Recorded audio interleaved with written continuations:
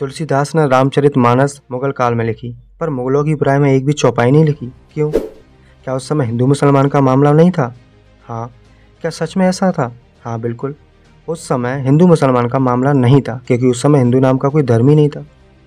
तो फिर उस समय कौन सा धर्म था जिसे हम मान रहे थे?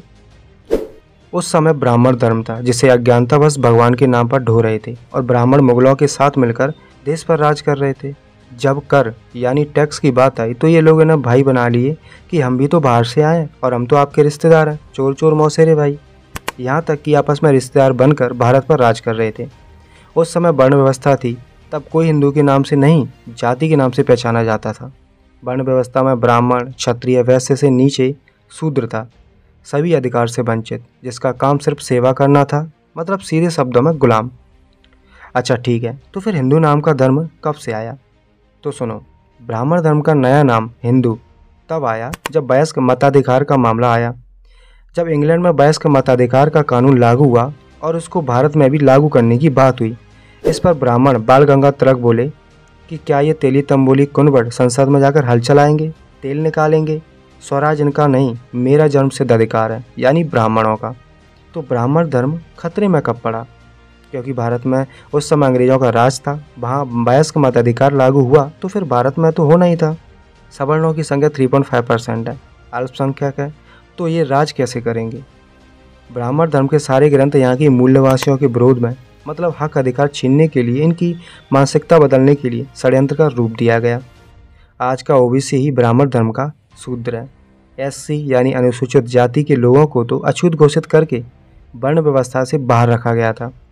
एसटी अनुसूचित जनजाति के लोग तो जंगलों में थे, उनसे ब्राह्मण धर्म को क्या खतरा?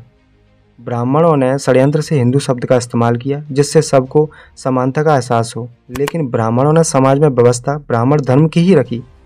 इनके बिना ब्राह्मणों का वर्चस्व खत्म हो जाएगा। इसलिए तुलसीदास ने मुसलमानों के विरोध में नहीं, शूद्रों के विरोध में शूद्रों को गुलाम बनाए रखने के लिए लिखा। रामचरितमानस में ये गंध भर के रखी है। ढोल गवार शूद्र पशु नारी, ये सब ताड़न के अधिकारी।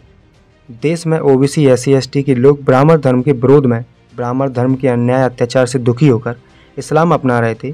तो अब ब्राह्मण अगर मुसलमानों के विरोध में जाकर षड्यंत्र नहीं करेगा तो एससी एसटी ओबीसी के लोगों को प्रतिक्रिया से हिंदू बनाकर, बहुसंख्यक लोगों का हिंदू के नाम पर ध्रुवीकरण करके अल्पसंख्यक ब्राह्मण बहुसंख्यक बनकर राज कैसे करेगा? इतनी बड़ी संख्या का ओबीसी का भारत पर शासन होना चाहिए था, क्योंकि ओबीसी यहाँ पर अधिक तादाद में है, लेकिन यही वर्ग ब्राह्मणों का सबसे बड़ा गुलाम भी है। यही इन धर्म का सुरक्षा कवच बना हुआ है।